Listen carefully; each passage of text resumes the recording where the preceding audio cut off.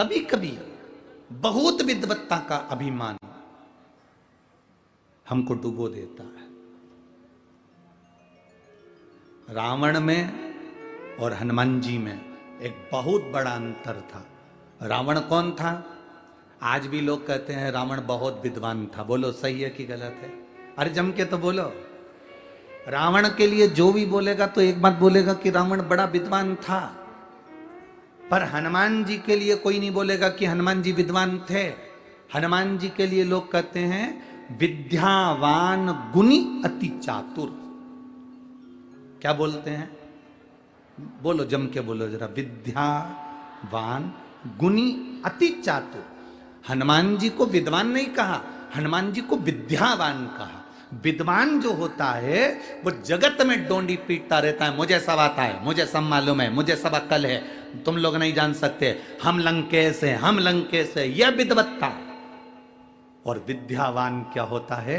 जब लंका में भी प्रवेश करता है तो मशक समान रूप धरकर प्रवेश कर जाता है।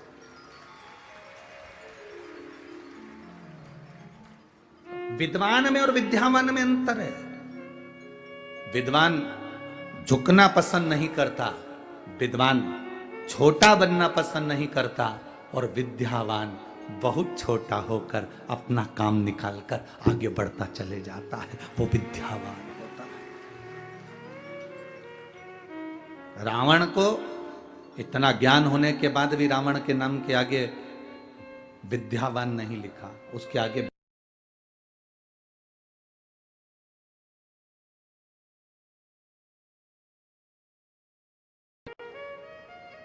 पर विद्यावान संबोधन से संबोधित नहीं किया उसको। शिव महापुराण की कथा कहती है बहुत ज्ञानी नहीं बनना हमको, बहुत विद्वान नहीं बनना हमको। आपको कितना आता है ये आप अपने अंदर रखिए। आप कितने चतुर हैं ये चतुरता आपके अंदर रखिए। आप कितने विद्वान हैं ये विद्वत्ता आपके अंदर रखिए। जब शंकर जी के मंदिर में एक लोटा जल चढ़ाने के लिए जाओ तब अपनी विद्वत्ता कभी मत दिखाना। कोई जल चढ़ा रहा है, आड़ा टेढ़ा चढ़ा रहा है, शंकर जी को जल चढ़ाते समय तुम्हें नहीं कहना है कि जल ऐसे चढ़ाओ।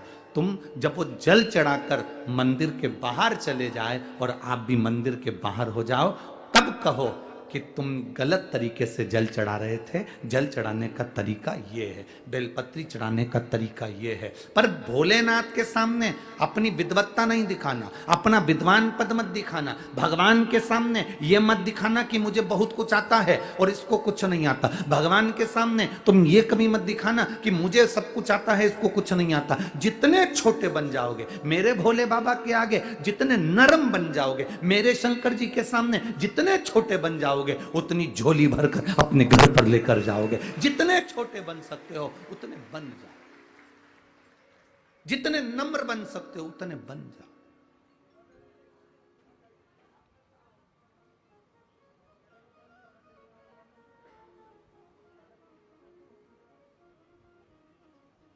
वो ब्राह्मण की बेटी, बालक ने आकर उससे लड्डू मंगा पर उसने नहीं दिया। अब उसकी नम्रता देखिए, उस बेटी की विद्या देखिए। मैं तुमको लड्डू नहीं दूंगी। क्यों नहीं दोगी? क्योंकि तुम गणेश नहीं हो।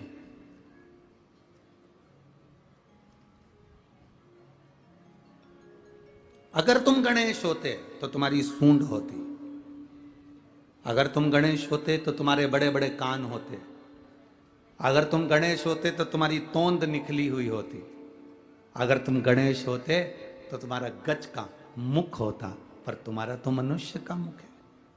तुम तो मानव का मुख लेकर बैठे हो। तुम गणेश नहीं। गणेश जी ने कहा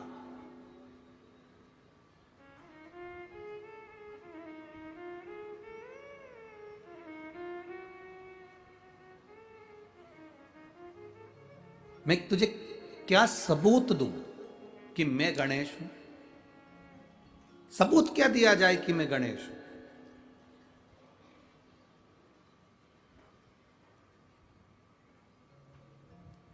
यह अनभिज्ञता है हमारी। एक छोटा सा लड़का पापा की शादी की एल्बम देख रहा था। किसकी शादी की? जम के बोलो जरा। पापा की शादी की एल्बम देख रहा है। और पापा की शादी की एल्बम देखते देखते देखते देखते एल्बम जब वो देखना प्रारंभ करा, देखता गया देखता गया देखता गया, पर वो एल्बम को देखते देखते देखते देखते आखिरी में खूब जोर जोर से रोने लगा। तो मम्मी ने पूछा क्यों रो रहा है? इसमें मेरा फोटो नहीं है।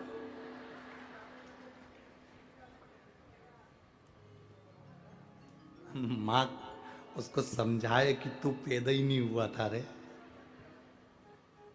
इस फोटो में कहां से तू होगा। ऐसे संसार के कई लोग हैं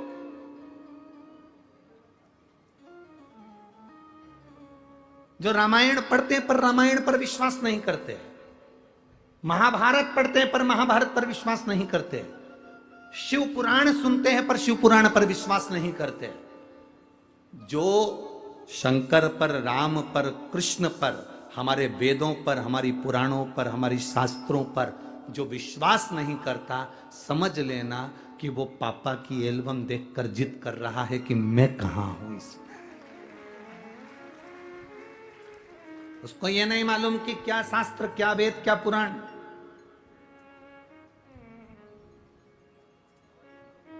आप लोग अगर रोज रोज मंदिर, वो तो अब लोग समझदार हो गए तो आप लोग किसी के सुनते नहीं हो। नहीं तो पहले जब शुरू शुरू में आपने शिव महापुराण की कथा सुनना चालू करी होगी और मंदिर जाना चालू करा होगा तो बहुत सारे लोग तुमको अकल देने वाले मिले होंगे। क्यों जाती हो, क्यों चक्कर में पड़ी हो बस सियोर वाला महाराज के, क्यों मंदिर जाती हो, क्या होगा बेलपत्र चढ़ाने से, क्या होगा फुलेरे का दर्शन करने से, क्या होगा धतूरा चढ़ाने से, क्या होगा वृक्ष की पत्ती शिव का श्रृंगार करने से। पहले लोग कहेंगे तुमको।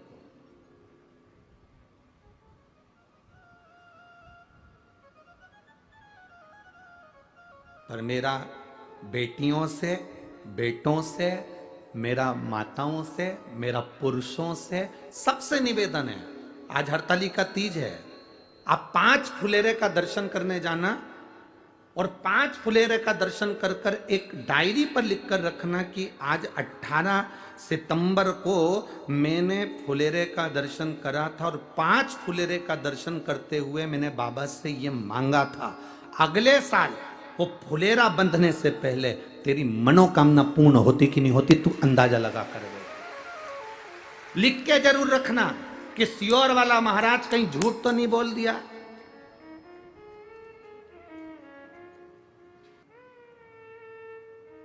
शंकर का गुणगान किसको कहते हैं? शंकर का गुणगान किसको कहा? आप क्या मांग रहे हैं शिव जी से, आप क्या कह रहे हैं शंकर भगवान से, ये आपके ऊपर निर्भर करता है। भोला सब दुख काटो, सब दुख काटो, शिव शंकर जपो तेरी माला, भोले बाबा जपो तेरी माला, भोला सब दुख काटो, ओ भोला सब दुख काटो। आप जाएं, हम तो बेटों से भी कहेंगे, हम पुरुषों से भी कहेंगे कि शर्म ना करें। किसी मंदिरों में अगर फुलेरा बंधा हो तो वहां जाएं, घरों में बंधा हो तो पूछ कर घर के अंदर दर्शन करने जाएं, अपने दिल की बात हाथ जोड़कर बाबा से हृदय के साथ कह कर आए, बाबा आप सुनोगे मेरी बात, आप स्वीकार हो। शिव तत्व है।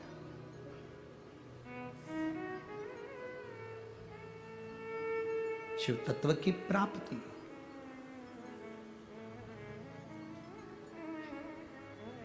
एक फुलेरा दूज का धतूरा सुना है ना कथा में।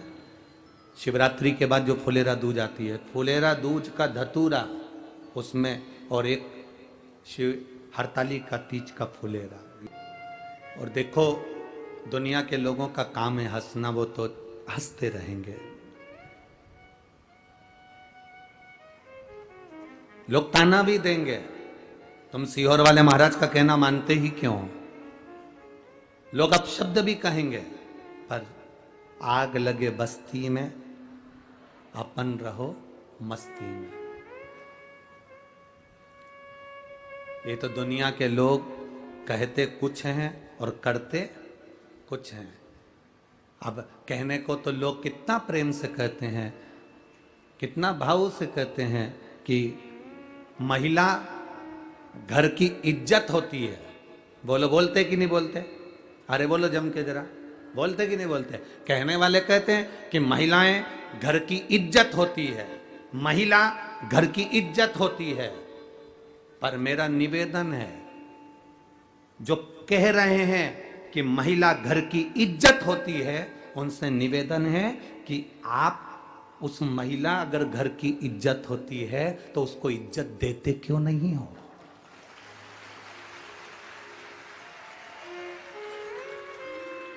कहने में और करने में अंतर है।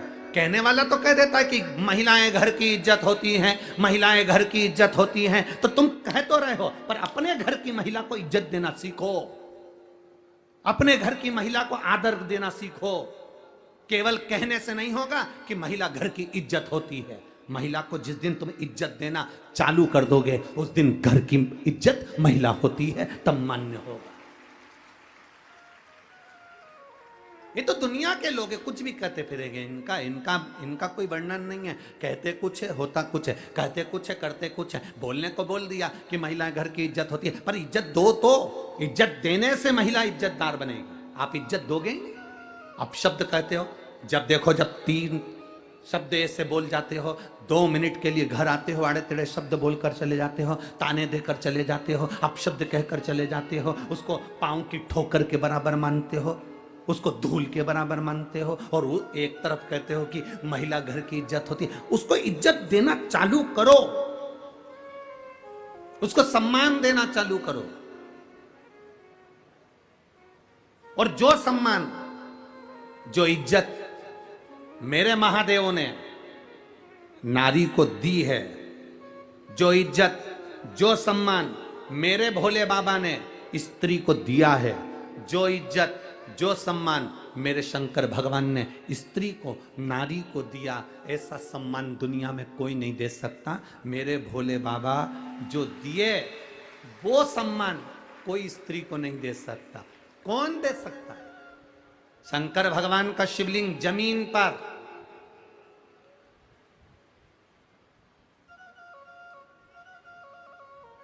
शंकर भगवान का शिवलिंग जमीन पर, पार्वती जी जमीन पर हैं क्या? जम के बोलो जरा। नहीं, पार्वती जी को थोड़े ऊंचे स्थान पर शंकर जी ने विराजमान करा। 12 ज्योतिर्लिंग का दर्शन करने जाना, शिव मंदिर में दर्शन करने जाना, शंकर भगवान बिल्कुल जमीन पर शिवलिंग रखा हुआ है और पार्वती जी थोड़े ऊंचे स्थान पर बैठी हुई हैं, थोड़े ऊंचे स्थान पर बैठी।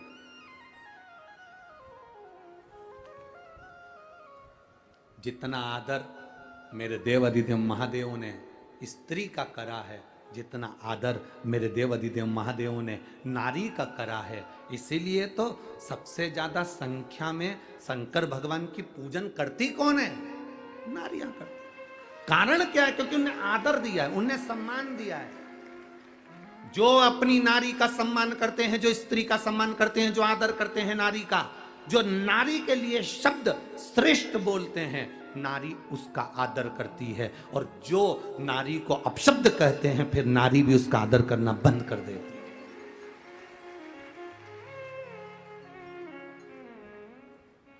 कई लोग हमसे भी कहते हैं तुम्हारी कथा में सबसे ज्यादा स्त्रियां जाती हैं, सबसे ज्यादा महिलाएं जाती हैं। गुरुजी तुम्हारी कथा में सबसे ज्यादा स्त्रियां पहुंचती हैं, हम उनसे क्या कहें, क्योंकि शंकर भगवान की कथा है और देवादिदेव महादेव ने पार्वती जी को ऊंचे स्थान पर बिठाया, ब्रह्मा जी ने ब्रह्मा जी ने अपनी पत्नी को बराबरी में बिठाया, भगवान नारायण ने लक्ष्मी जी को बराबरी में बिठाया, चरणों में बिठाया, इंद्र ने अपनी पत्नी को बराबरी में बिठाया, पर केवल 33 कोटि देवी देवता में एक देवादिदेव महादेव ऐसे हैं जिन्होंने पार्वती को ऊंचा बिठाया और खुद नीचे आकर बैठ गए। स्त्री का आदर करिए, नारी घर की इज्जत होती है, तो मेरा निवेदन है उस नारी की इज्जत करना प्रारंभ करिए। करो आप इज्जत करोगे, आदर करोगे, सम्मान करोगे। और देखो कई लोग कहते हैं गुरुजी आप जानते नहीं हो मेरी पत्नी को। आप तो कह देते हो व्यासपीठ से, पर आप मेरी पत्नी को नहीं जानते।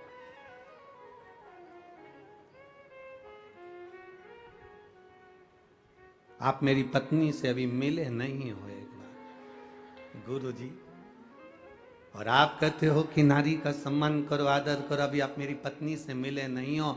हम उनसे कहते हैं भाई हम आपकी पत्नी से मिलना भी नहीं चाहते और हमें मिलना भी नहीं है। हम तो इतना कहना चाहते हैं, तुम्हारी पत्नी मॉल में जाती है कपड़ा खरीदने के लिए, पूरी दुकान फैला कर आ जाती है। तुम्हारी पत्नी जेवर खरीदने जाती है, पूरी जेवर की दुकान फैला कर आ जाती है। ये नहीं ये नहीं ये। सब्जी लेने जाती है तो सब्जी वाले को हिला कर आ जाती है, किराना लेने जाती है तो किराने वाले के यहाँ हिला कर आ जाती है। बड़ी मुश्किल से उसको कपड़ा पसंद आता है। जरा सोच, इतने लड़कों में तुझे पसंद करा, तू कितना कीमत वाला होगा।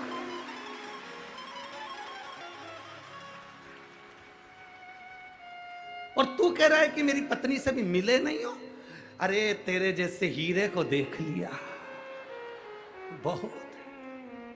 जो कपड़ा खरीदने जाए, एक मोबाइल का कवर लेने जाए तो चेंज करती रहे, मेरे को नहीं पसंद, मेरे को पसंद नहीं, मेरे को नहीं चाहिए, मेरे को पसंद नहीं। और शादी के मामले में तेरे को पसंद करा तो तू कितना किस्मत वाला है। डायमंड है तू, डायमंड हीरा है तू।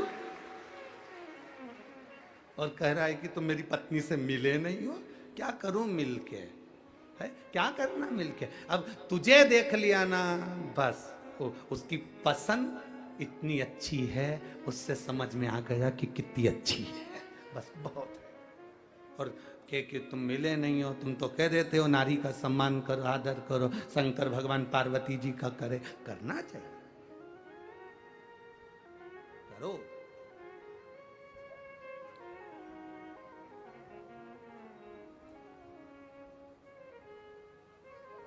जितना आदर दोगे उतना आदर वो भी तुम्हें देगी।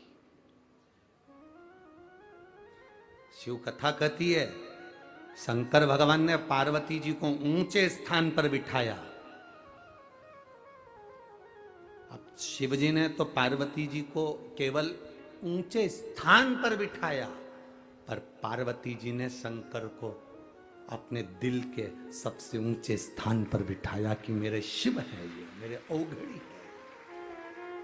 मेरे शंभु, मेरे त्रिकालदर्शी, मेरे कैलाशी।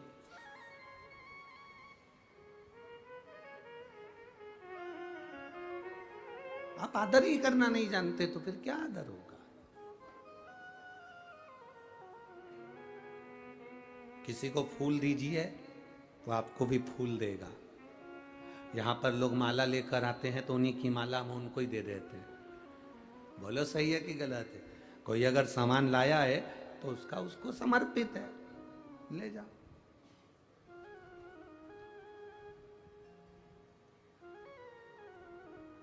फूल दिया तो फूल दे दिया, बेलपत्र दी बेलपत्र दे दिया, माला दी माला दे दी, वस्त्र दिया वस्त्र दे दिया, जो दिया उसको वापिस वही मिला। आपने अपनी पत्नी को आदर दिया तो लिख कर रख लेना, तेरी पत्नी भी तुझे आदर देना प्रारंभ कर देगी। सम्मान देना पड़ेगा, पहले देना है फिर लेना है।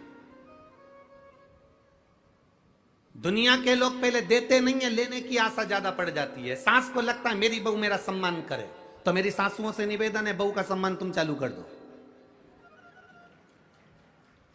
हमें लेने की आदत ज्यादा है। हमारी आदत इतनी बुरी हो गई ना कि हम लेना जानते हैं पर देना नहीं जानते। मेरी बहन राखी पे राखी बांधने आएगी तो अपने भतीजों के लिए कौन कौन से कपड़े लेके आएगी। अब आशा लगी है कि बहन आ रही है, ननंद आ रही है तो वो हमारे लिए कुछ लाए, ननंद आ रही है, बहन आ रही है तो भतीजों के लिए कपड़े लाए, बहन आ रही है, ननंद आ रही है तो हमारे लिए कुछ लेकर आए। बल्कि आस ये होना चाहिए कि जीजी तू आए तो कुछ लेकर मत आना, बाबा ने हमको इतना सामर्थ्यवान बनाया है कि हम तुझे देकर भेजेंगे। बाबा ने हमको इतना सामर्थ्यवान बनाया है कि हम तुझे देकर भेजेंगे, तू लेकर मत आना जीजी। यहां पर सब है।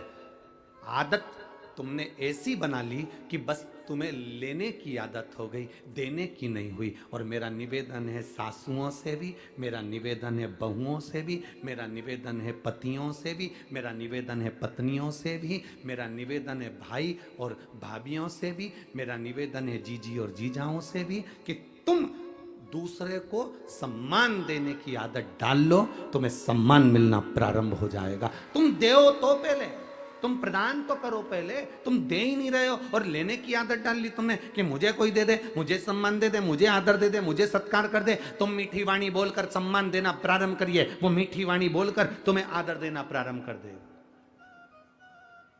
देगा।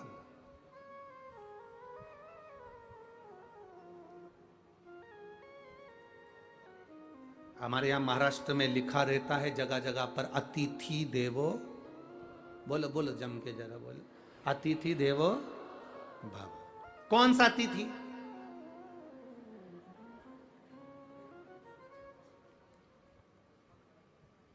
नहीं यहाँ लिखा था, हम तो देखो इतना तो हमको याद माद रहता नहीं है। वो तो यहाँ गाड़ी में से आते हैं तो वो हमारा वो पायलट है ना गाड़ी वाला, वो धीरे आराम से चलाते चलाते ले आता है बढ़िया प्रेम से। और कहीं कहीं पढ़ने में अगर आ जाता है तो हम उससे पूछते भी रहते हैं, हम उससे बात भी करते रहते हैं, ऐसा नहीं कि नहीं करते।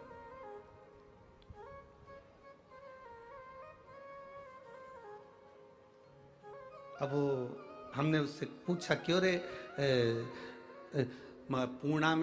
पुणे में कल बहुत गर्दी थी, तो हमने उससे पूछा कि इसको मराठी में बोल। तो हमने उससे बोला कि हम बोल रहे थे उसको, हमारी भाषा में गलत हो सकता है कि सकाली गर्दी जास्ती आहे, तो हम ऐसा उसको बोल रहे थे। तो वो बोला गुरुजी तुम्हें कभी मराठी नहीं आ सकती। हमने कहा हो ए भाऊ तेरे को आती ना, तो क्या चांगली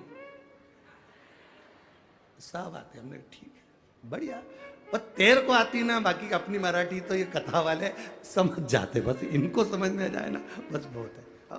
अब वहां लिखा था एक जगह पर अतिथि देवो भव। अतिथि कौन सा अतिथि? दो तरह के अतिथि होते हैं, दो तरह के मेहमान होते हैं। एक मेहमान वो होता है जो मन देखकर आता है, और दूसरा मेहमान वो होता है जो तुम्हारा मकान देखकर आता है।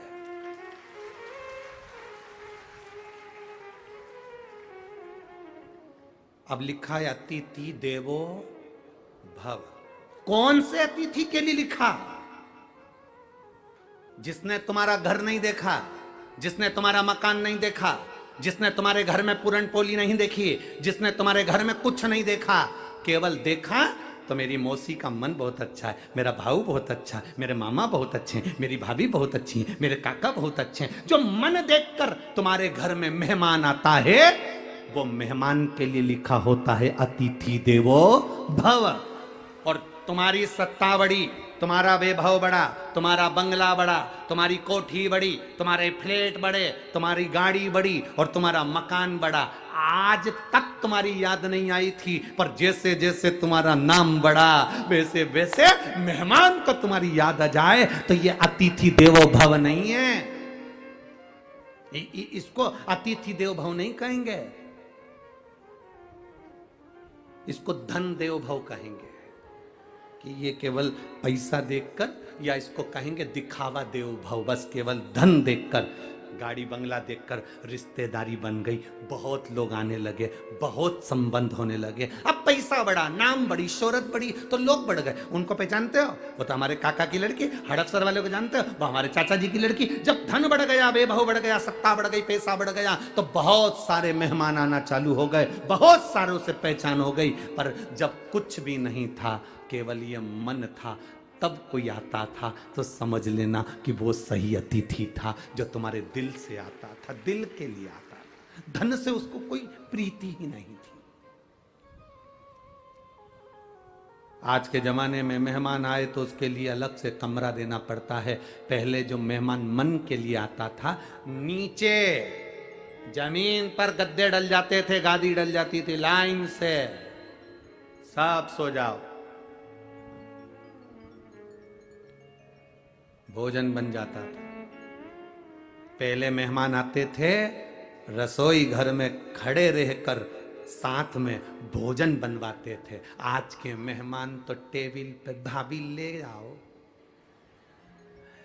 क्या बनाया है, इडली सांभर, भाभी बहुत अच्छा बनाया। तो मन ऐसा होता है, इतनी चरी, एक बार आके काम तो करी, कितनी खाई, थोड़ा सा तो काम कर, बहुत अच्छा बना। ये जो मेहमान हैं, जो केवल टेबल पर बैठकर, सामने बैठकर खाकर चले जाते हैं, रसोई घर में झांक कर भी नहीं आते कि एक बहू काम कर रही है, एक सास काम कर रही है, एक बुजुर्ग काम कर रहा है, चलो मैं आई हूं, मेहमान बनकर आई हूं। मेहमान का मतलब क्या होता है, जो मन में निवास करे, और मन में निवास करने वाला तो रसोई घर में आकर, ला बेटा मैं काम कर देती हूँ, सब्जी में काट देती हूँ, तू दूसरा काम कर ले, ला आटा में उसन देती हूँ, तू दूसरा काम कर ले। ये पहले के मेहमान होते थे, जो आते थे तो सीधे काम में लग जाते थे। आज के मेहमान तो इतनी डेंटिंग पेंटिंग करके आते, राम, इतनी।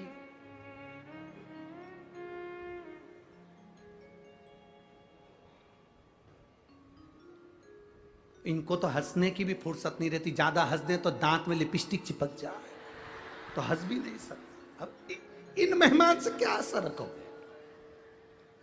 अब कह रहे अतिथि देवो भव, तो जहां कहीं भी लिखा हुआ अतिथि देवो भव, तो समझ लेना ये मन वाले के लिए लिखा है, मकान वालों के लिए नहीं। जो मकान देख कर आते हैं वो मेहमान नहीं हो सकते, जो मन देख कर आया वो मेहमान है, वो हमारे लिए अतिथि परमात्मा के तुल्य है, देव के तुल्य है।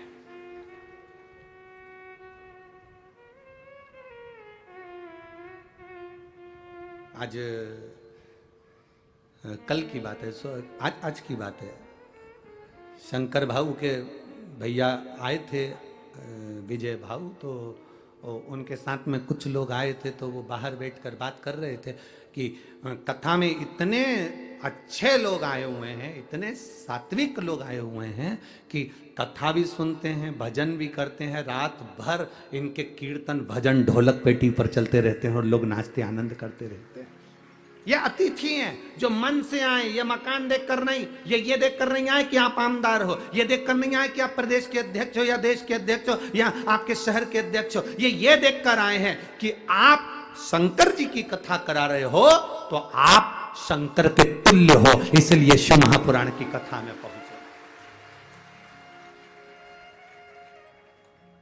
ये शिव के तुल्य मानकर आपको कथा करवाने वाला शंकर, कथा सुनने वाला शंकर, कथा करने वाला भी शंकर ही है। हम तो केवल एक निमित्त।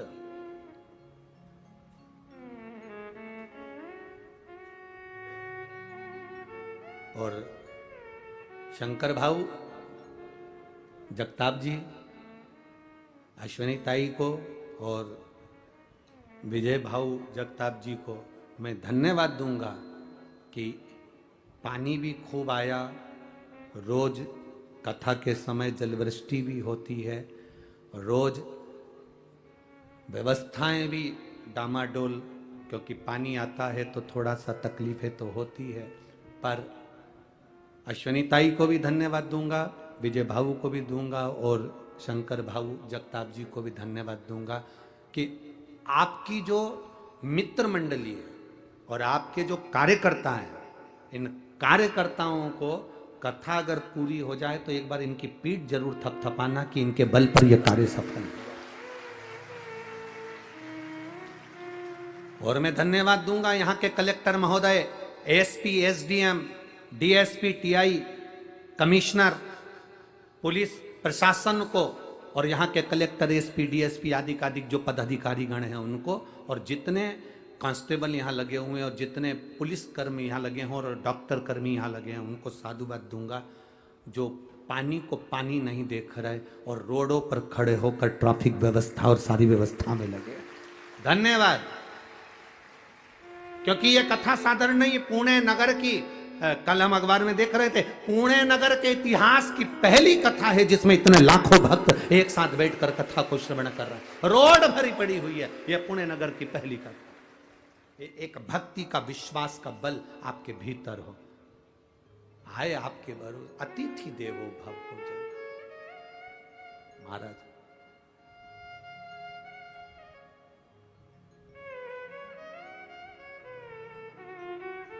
कहा, बेटी ने कहा कि मुझे गणेश जी को मैं लड्डू दूंगी पर तुझे नहीं दूंगी, मैं तुझे नहीं दूंगी। मैं पहचान क्या तेरी?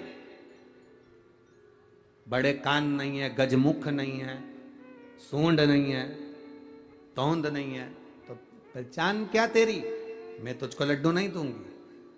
आखिरी में बालक वहां से ओझल हो गया।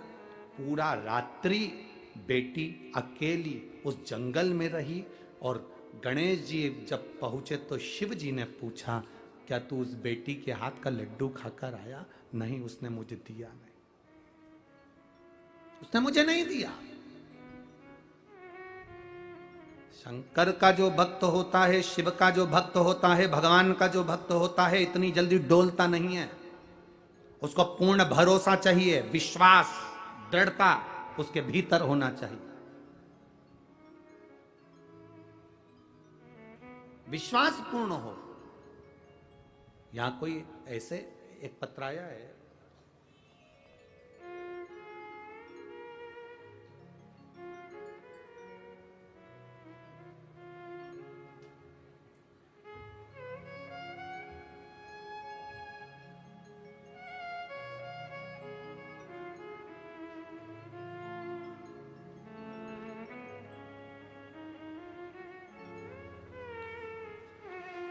मेरा नाम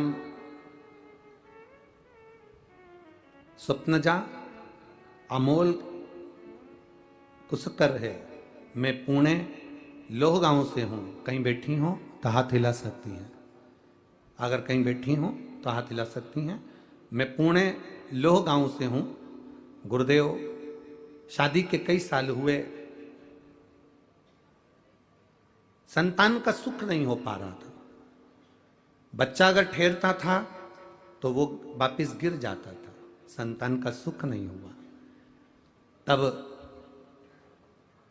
हमने डॉक्टर को दिखाया तो डॉक्टर ने कहा कि तुम्हारे गर्भाशय में गांठ है, उस गांठ के कारण तुम्हें संतान का सुख नहीं होगा। कहीं बैठी हो तो हाथ हिला सकती हैं आप। ही है, बच्चा आया है साथ में, गोदी में ले लो उसको।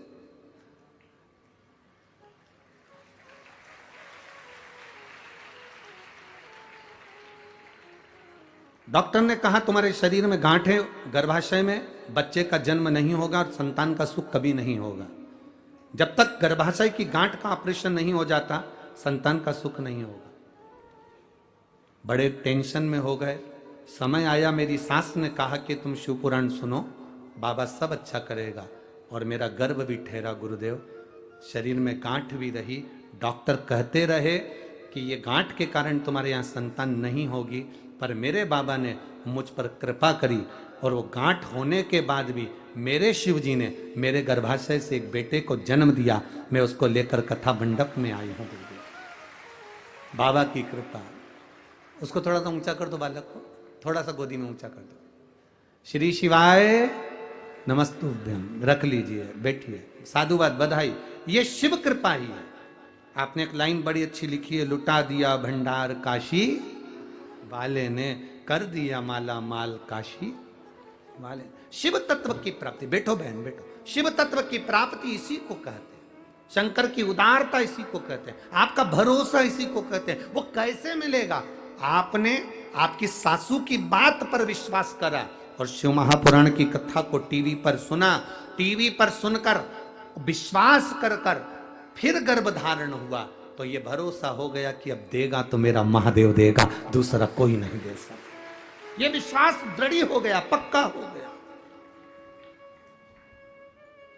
और विश्वास ही तो दृढ़ करना है, भरोसा ही तो पक्का करना है। हमारा विश्वास ही पक्का नहीं हो, हमारा भरोसा ही पक्का नहीं हो, तो हम कैसे भगवत पद को प्राप्त कर सकते हैं?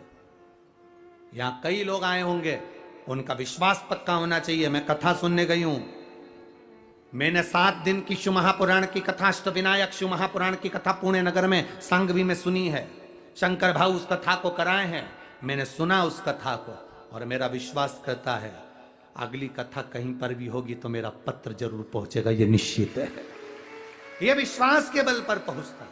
भरोसा होगा तो परमात्मा मिलेगा, भरोसा ही नहीं होगा तो परमात्मा कैसे मिलेगा? खाली ना जाता कोई दर से तुम्हारे, खाली ना जाता कोई दर से तुम्हारे, मैं भी खड़ी हूँ नन्ही बाहें पसारे, अपने हृदय लगा लो, गिरा जा रहा हूँ, उठा लो, भोले अपने दर से अब तो न टालो, गिरी जा रही हूँ, उठा लो। आप करो विनती, वो खाली नहीं भेजता। आज हरतालिका तीज के दिन कथा सुन रहे हो, ये बाबा का फुलेरा शिव महापुराण के ऊपर लगा है। आप उस फुलेरे की छत्र छाया में बैठे हो, कुछ ना कुछ तो बाबा देकर भेजेगा, खाली कैसे भेज सकता है? कैसे भेजेगा? विश्वास दृढ़ करिए, भरोसा पक्का करिए, वो आएगा, देगा, निश्चित है। कह दिया लड़की ने, मैं तुम्हें लड्डू नहीं, गणेश जी कह रहे भगवान शिव जी से, उसने मुझे नहीं दिया। अब गणेश जी को गुस्सा आया, गणेश जी ने कहा पिताजी से, बासी रोटी का लड्डू है और नाटक कितना कर रही है, मोतीचूर का होता तो बात दूसरी थी।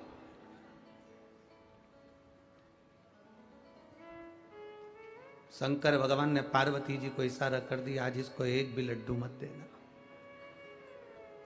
आज गणेश जी को लड्डू नहीं मिलना है। मां के पास में श्री गणेश जी महाराज पहुंच कर कहते हैं, मां भूख लगी है, मोदक देना, लड्डू देना। मां कहती आज तो बना ही नहीं है।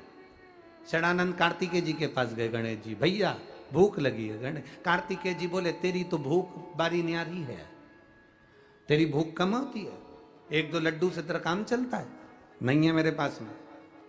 अशोक सुंदरी के पास पहुंच गए, जीजी लड्डू, जीजी के है ही नहीं, रखे थे तो ऊंदरा खा गया, चूहा, लड्डू ही नहीं बचे। ओ अब शंकर जी की लीला बड़ी अपरंपार है, शिव जी ने बड़ी भारी कृपा करी। गणेश जी को भूख लगी, और जब भूख लगती है तो चाहे सास हो, चाहे बहू हो, चाहे तुम रोज पिज्जा खाओ, चाहे बर्गर खाओ, चाहे चाउमीन खाओ, जब भूख लगती है तो बासी रोटी भी निपटा जाते हो। भूख लगने पर है, भूख लगी तो बासी रोटी। अब गणेश जी को याद आया, रात्रि का समय, मध्य रात्रि हो रही है, लड़की बेटी गणेश को पुकार रही है, मेरा गणेश आएगा, 2 लड्डू उसका, आधा पानी उसका, आधा लड्डू मेरा और आधा पानी मेरा। बस गणेश जी को याद आ गया, इतनी रात्रि को मंदिर भी बंद पड़े, कौन भोग लगाएगा, क्या करूं। एक ही बेटी है जो आधी रात को भी मुझे बुला रही है, आधी रात को।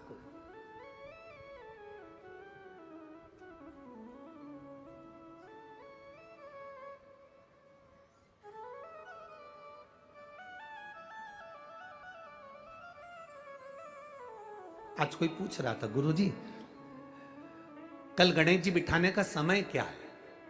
19 तारीख को गणेश जी बैठेंगे तो उनके बिठाने का समय क्या है? हमसे पूछ रहे थे। अब हम तो शंकर जी के भगत, शिव जी की उपासना, अब हम क्या समय बताएं? तो हमने उनसे कह दिया जब गणेश जी फ्री हों।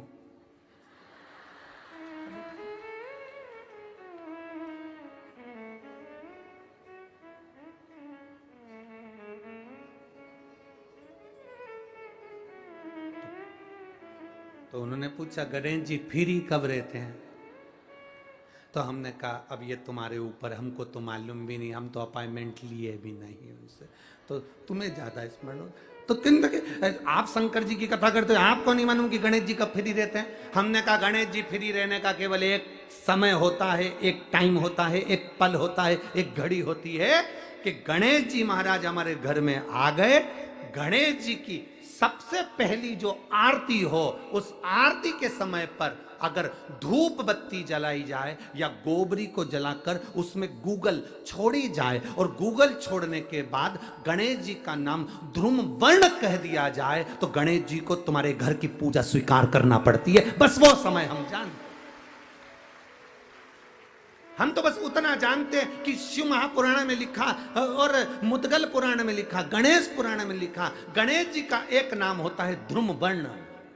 क्या नाम है? ध्रुम वर्ण गणेश जी का एक नाम होता है। जब हम धूप जलाकर और धूप लगाने के बाद में गणेश जी की सबसे पहली आरती करने के पहले अगर हम सबसे पहली आरती गणेश जी की कर रहे हो, अपने घर में स्थापना कर रहे हो, बिठा रहे हो, और तुम चाहते हो कि गणेश जी मेरे घर में आके मेरी पूजा को स्वीकार करें और जो मांगू मेरा गणेश मुझे दे 10 दिन के अंदर, तो पहला नाम लेकर पुकार लेना ध्रुम वर्ण विनायक, बैठो, बस काम हो गया। वो फ्री होकर आता है, वो बैठता है अलमस्तता में बैठता। अब वो हमसे पूछे समय क्या है? हमने कहा देखो हमारे को तो मालूम नहीं, बस इतना जरूर जानते हैं कि ध्रुम वर्ण नाम के मेरे विनायक, जो जिनके शरीर से भक्तों के ताप मिटाने के लिए अग्नि तेज निकलता रहता है, जिनके शरीर से धुएं की भांति अग्नि प्रकट होती रहती है। अग्नि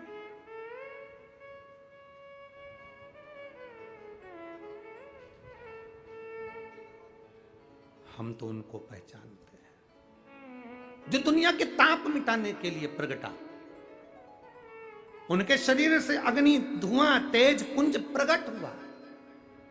वो ध्रुम वर्ण विनायक साधारण, उसका केवल नाम उच्चारण कर कर भी अगर विराजित किया जाए, वो आया स्वीकार करेगा। 10 आप अभी तक बिठा लेते थे सिद्धि विनायक आओ, मयूरेश्वर आओ, भगवान को बल्लेश्वर पधारो, आपने बुलाया, आया, वो बैठा, वो ऐसा नहीं कि नहीं बैठा, पर हमें समय का भान नहीं हो पाया। हम किस समय पर भगवान को रिझाएं? परमात्मा को रिझाने का कोई समय होता है? भगवान को तो जब तुम्हारी मर्जी पड़ जाए, जब तुम्हारा दिल कर जाए, तब मेरे भगवान को रिझाने का प्रयास करो, वो तुम्हारे करीब में आकर बैठ जाएगा। जब तुम्हारा मन पड़े, जब तुम्हारी मर्जी पड़े।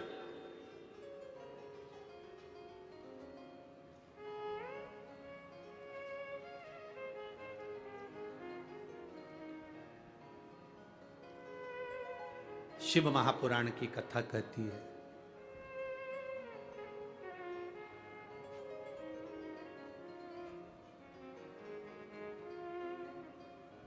शिव तत्व कह रहा है।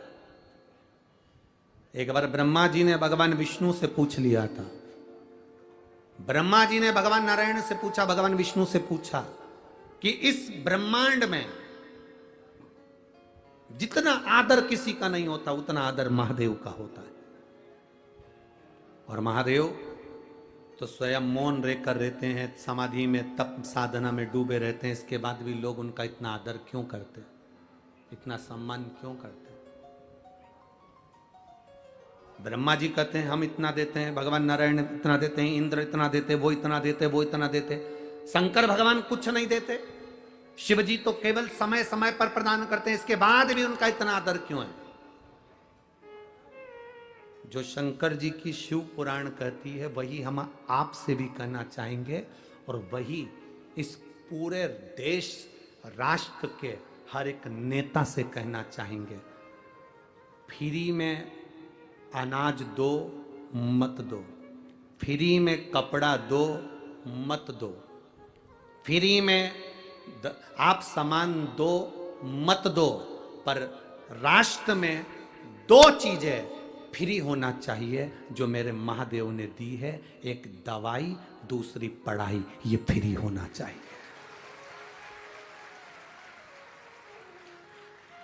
खाना फ्री दोगे कि नहीं दोगे उससे मतलब नहीं है, कपड़ा फ्री दोगे कि नहीं दोगे मतलब नहीं है। जितने राष्ट्र के राजनेता हैं, और ये शब्द पुणे की इस धरा से केंद्र तक पहुंचना चाहिए कि खाना फ्री मिले चाहे ना मिले, कपड़ा फ्री मिले चाहे ना मिले, पर दवाई और पढ़ाई ये तो फ्री होना चाहिए। कई लोग तड़प तड़प कर मर जाते हैं और उनको अच्छा हॉस्पिटल और उनको अच्छी दवा नहीं मिल पाती है। गरीब बड़ा तड़पता रहता है। कई लोग पढ़ने की आस लेकर बड़े बड़े शहर में जाते हैं, पर अच्छा कॉलेज, अच्छा स्कूल नहीं मिल पाता क्योंकि पैसा नहीं होता। तो राष्ट्र के राजनेताओं को चाहिए अन्न दो चाहे मत दो, तुम कपड़ा दो चाहे मत दो फ्री में, पर दो चीजें फ्री दीजिए। एक दवाई फ्री दीजिए और एक पढ़ाई फ्री दीजिए, जो मेरे शंकर जी ने सबको दी है। शिव जी ने दो चीजें फ्री दी। एक गणेश जी से कहा तो बुद्धि दे, फ्री, और एक शंकर भगवान ने औषधि दी, इसलिए इसको महामृत्युंजय कहते हैं, वो फ्री दी है। निशुल्क होना चाहिए दवाई और पढ़ाई। मेरा निवेदन है इस क्लिप को काटकर पुणे की धरा से केंद्र की धरा तक जाना चाहिए, जिससे दवाई और पढ़ाई फ्री हो सके। गरीब से गरीब आदमी के लिए, छोटे से छोटे आदमी के लिए दवाई भी फ्री और पढ़ाई भी फ्री। लोग तड़पते रहते हैं। पैसे वाला व्यक्ति इलाज करवा लेता है, ठीक हो जाता है, गरीब बड़ा प्राण त्याग देता है। पैसे वाले व्यक्ति के बच्चे अच्छे कॉलेज में पहुंच जाते हैं, गरीब बड़े के लिए कॉलेज नहीं मिल पाता, स्कूल नहीं मिल पाता, पैसा नहीं है। उसको बहुत पढ़ना है, बहुत अच्छा लड़का है, बहुत अच्छी बेटी है, बहुत अच्छे नंबर ला सकती है, पर कोई एजुकेशन को आगे बढ़ाने वाला नहीं मिल रहा। शंकर जी जैसी बुद्धि रखना। शिव जी ने मोदक रोक दिया, पार्वती को इशारा करा मत दे खाने को, इसको लड्डू मत देना। गणेश जी को याद आया जाना है, पहुंच गए। आज सूंड रखकर भी गए हैं और पूरा स्वरूप रखकर गए, और मेरे गणेश जी महाराज सिद्धि विनायक बनकर लड़की के सामने पहुंचे। सिद्धि विनायक। सिद्धि विनायक का मतलब क्या होता है? उस असली मतलब को समझना हमें। सिद्धि विनायक का मतलब क्या है? सिद्धि विनायक क्या होता है? केवल नाम से सिद्धि विनायक हो गए, या उनके पास में सिद्धि थी, बुद्धि थी, रिद्धि थी, ये सब सिद्धि विनायक के लक्षण है? या गणेश जी के हाथ में लड्डू रखा तो सिद्धि विनायक है, कमल पुष्प पकड़े हैं तो सिद्धि विनायक है, मस्तक पर मुकुट रखा है तो सिद्धि विनायक है, या मुंबई में बैठे तो सिद्धि विनायक है, या पुणे की धरा पर बैठे तो सिद्धि विनायक है, आगरा में बैठे तो सिद्धि विनायक है? वो सिद्धि विनायक का मतलब नहीं। सिद्धि विनायक का मतलब क्या होता है, उस मतलब को समझिए। लड़की के सामने भगवान गणेश जी पहुंच गए। पहुंचने के बाद उससे लड्डू मांगा, लड़की ने 2 लड्डू दे दिए। आज मेरा गणेश आया है, ले लड्डू खा। गणेश जी ने कहा 2 लड्डू में काम नहीं चलेगा, 4 देना पड़ेगा, 4 देना पड़ेगा। लड़की ने कहा नहीं, मेरी माँ ने कहा था 2 गणेश को देना, 2 तू खाना, आधा पानी तू पीना, आधा पानी मैं पीऊंगा। गणेश जी तुरंत उसको बातों में घुमाने लगे और घुमाने लगे तो 2 लड्डू गणेश जी को मिल तो गए, पर 2 लड़की बड़ी चतुर थी, उसने नहीं दिए, रखे अपने पास। अब गणेश जी महाराज ने उसके जो 2 लड्डू खाए, उस लड्डू से गणेश जी ने जब आधा पानी पिया, ऐसा पेट भरा गया। गणेश जी ने उसी समय उस लड़की से कहा, तू मांग, तुझे क्या चाहिए, तू मांग ले, तुझे क्या चाहिए। लड़की विचार कर रही है, घर मांगू, वर मांगू, पैसा मांगू, गाड़ी मांगू, बंगला मांगू, दौलत मांगू, कि गणेश जी को ही मांग लूं। लड़की विचार कर रही है। विचार करते करते करते करते ब्रह्म मुहूर्त हो गया, सुबह हो गई। गणेश जी ने उस लड़की से कहा, तू मांगेगी नहीं? तो गणेश जी ने जब कहा तू मांगेगी नहीं, तो लड़की कहती है मैं विचार तो करूं ना, पहले मांगूंगी क्या, पहले विचार तो करूं।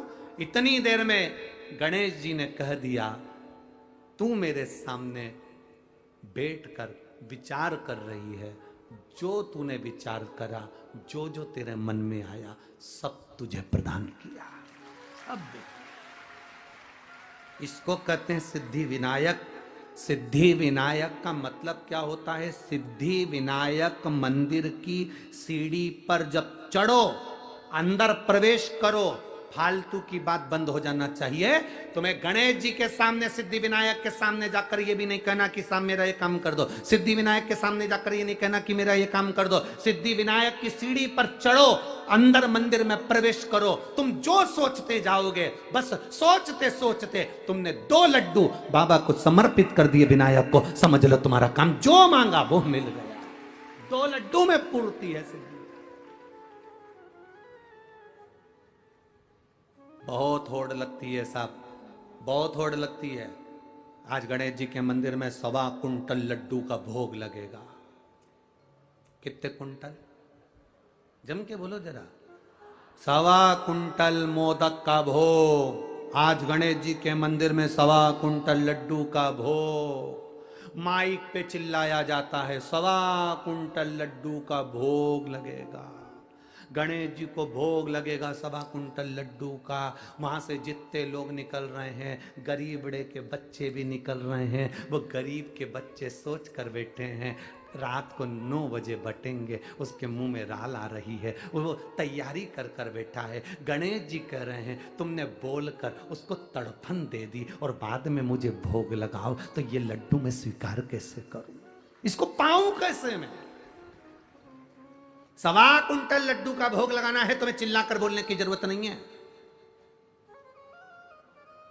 1.25 कुंटल लड्डू का भोग लगाना है, तुम्हें बोलने की जरूरत नहीं। तुम आओ, 1.25 कुंटल लड्डू का भोग लगाओ और बांटो सबको, मना नहीं। पर चिल्ला चिल्ला के सुबह से कान भर दिया, सुबह से चिल्ला रहे हैं, आज 1.25 कुंटल खिचड़ी का भोग लगेगा, आज 1.25 कुंटल लड्डू का भोग लगेगा, आज भगवान को भोग लगेगा, आज भगवान को भोग लगेगा। जितने लोग जा रहे हैं सब गरीबड़ा अमीरड़ा, अमीर को कोई फर्क नहीं, पर गरीबड़ा मध्यम वर्गीय व्यक्ति को, उसके घर के बच्चों को लगता है शाम को जल्दी से आरती हो जाएगी ना, मेरे को लड्डू मिलेंगे, मेरे को लड्डू मिलेंगे, मेरे को लड्डू मिलेंगे। घर में जो माँ होती है ना, दिवाली पर गुजिया पपड़िया बनाती है, मठरी बनाती है, चकली बनाती है, अनरसे बनाती है। घर की माँ जब बनाती है तो छोटे छोटे बच्चे होते हैं ना, वो कहते हैं माँ दे देना। माँ कहती है नहीं, अभी दिवाली की पूजन होगी तब दूंगी, अभी नहीं, अभी पूजन हो जाएगी तब दूंगी। माँ देना, अभी पूजन हो जाएगी तब दूंगी। घर का बच्चा बिलखता रहता है, रोता है, तब माँ 2 गुजिये मठरी थोड़ा अलग रख देती है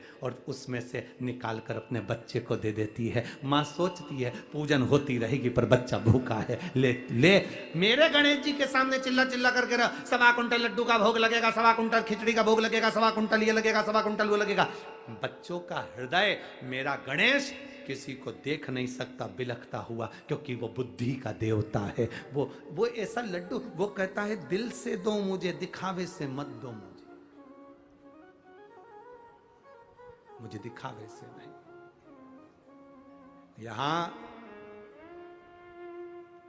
इस पावन पंडाल में, पुणे की इस धरा पर कई लोग रात्रि में आकर भोजन बांट रहे हैं, कई लोग बिस्कुट बांट रहे हैं, कई लोग पानी की बोतल बांट रहे हैं, कई कोल्ड ड्रिंक बांट रहे हैं, कोई बिस्कुट बांट रहा है, कोई कुछ बांट रहा है, कोई कुछ भोजन बना कर ले आया, कोई हलवा बना कर ले आया। यहाँ पूरे पंडाल में प्रतिदिन चाहे कथा के समय चाहे रात्रि के समय लोग आकर खिला रहे हैं। वो एक बार भी अनाउंसमेंट नहीं करवाते कि हमने ये बांटा। इसीलिए भोलेनाथ 3 महीने में 4 गुना दे देता है।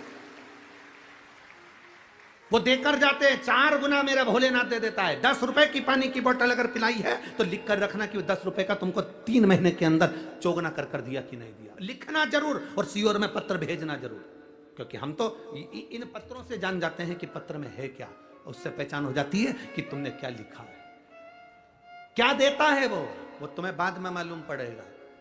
कथा तो हो जाएगी। आज कथा का तीसरा दिन, चौथा दिन है आज कथा का। चौथा दिन हो जाएगा, कल 5वां, 6वां और 7वां। 3 दिन बाद हम भी चले जाएंगे, दूसरी जगह कथा प्रारंभ हो जाएगी। तो ये सब चलता रहता, पर उसने दिया क्या तुमको ये तुम्हें मालूम पड़े। गणेश जी ने कहा ला 2 लड्डू।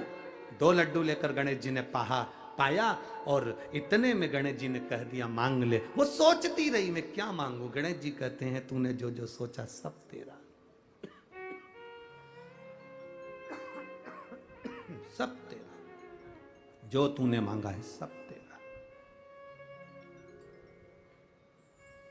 लड़की चतुर थी, उसने कहा मैंने जो मांगा वो सब मेरा है, पर आखिरी में एक और चीज मांगी थी, याद है तुमको? गणेश जी बोले मालूम है मेरे को। क्या? तुम्हें।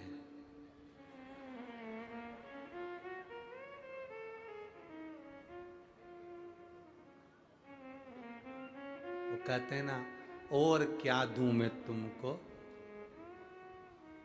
दिल के सिवाय, तुमको हमारी उम्र लग जाए। लड़की ने कहा सब मिले ना मिले, बस एक काम करो, हे गणेश जी तुम इसी जगह पर विराजमान हो जाओ। सिद्ध टेक में सिद्ध सुंदर सिद्धि विनायक के रूप में मेरे गणेश जी महाराज विराजमान हो। गणेश जी विराजमान।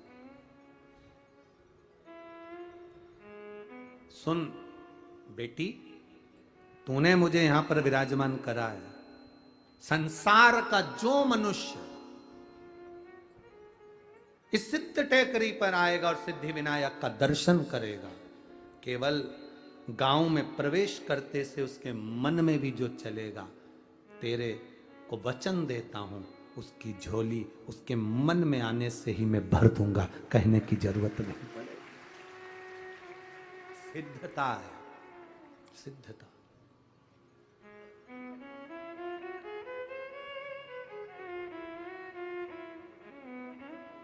और रिद्धि सिद्धि के दाता गजानन तुम्हें सबसे पहले हमारा नमस्कार है।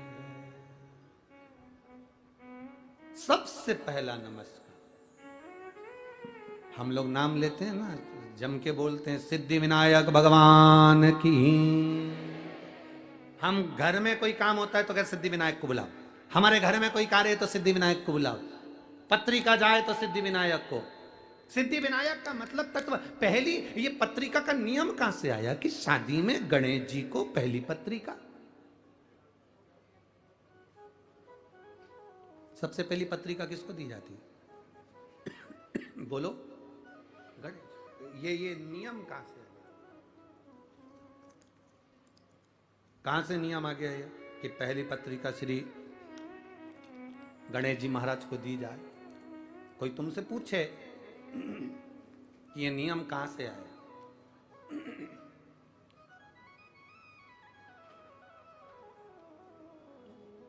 कोई आपसे पूछे तो उसका उत्तर आपको देना है कि सबसे पहली पत्रिका गणेश जी के पास क्यों जाती है, कारण क्या है?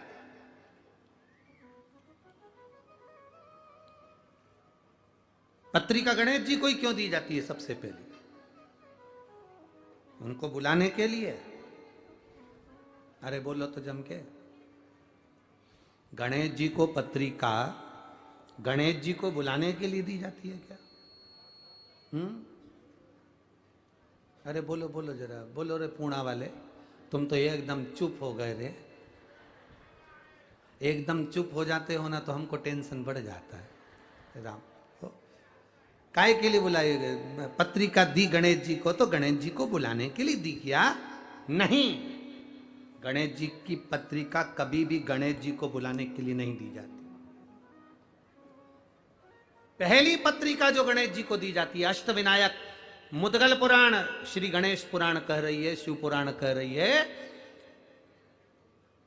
स्कंद पुराण कहती है। जरा ध्यान से पढ़िएगा, सुनिएगा। पुराण के अंतर्गत वर्णन आता है, एक बार ब्रह्मा जी ने भगवान विष्णु से निवेदन किया, नारायण मन है, ब्रह्मलोक में यज्ञ नहीं हो सकता, वैकुंठ लोक में यज्ञ नहीं हो सकता, जन कल्याण के लिए देव, पितर, गंधर्व, किन्नर, असुर सबके उद्धार के लिए, संसार के मनुष्य, जीव, जलचर, थलचर, वायुचर सबके उद्धार के लिए एक यज्ञ पृथ्वी पर किया जाए।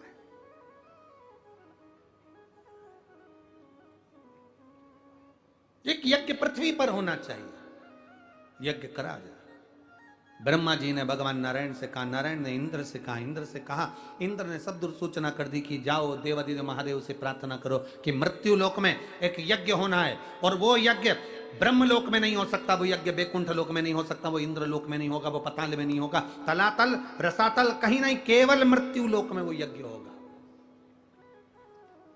और उस यज्ञ में नाग, असुर, गंधर्व, देव, पितर, ऐसा कोई नहीं रुकना चाहिए। जलचर, थलचर, वायुचर, जीव, चराचर सब उस यज्ञ में आए, वो यज्ञ करा जाए। करो तैयारी यज्ञ की।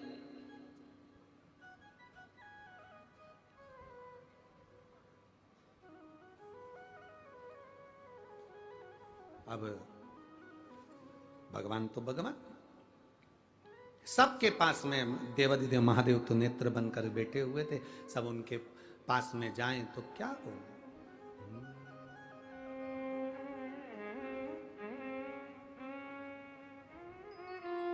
क्या हो?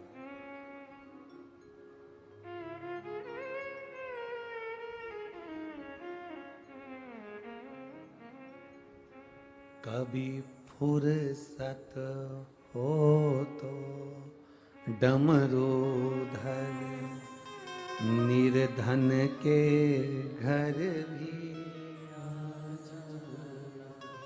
जो रूखा सूखा दिया हमें उसका भी भोग। कभी फुर्सत हो तो डमरू धर, निर्धन के घर भी जो दिया है, कहा शिव जी से,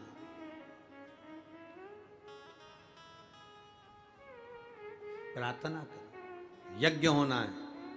शंकर भगवान नेत्र बंद कर बैठे थे और देवताओं ने पुकारा शिव जी को, हरि ओम में ओम समाया है, मेरा भोला नगर में आया है।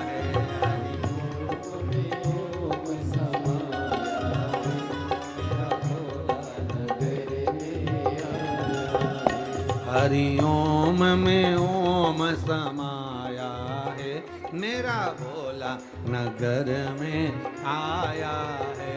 हरि ओम में ओम समाया है, मेरा भोला नगर में आया है। मेरा भोला नगर में आया है, मेरा भोला नगर में आया है, मेरा भोला नगर में आया है, मेरा भोला नगर में आया है। हरि ओम में ओम समाया है, मेरा भोला नगर में आया है। हरि ओम में ओम समाया है, मेरा भोला नगर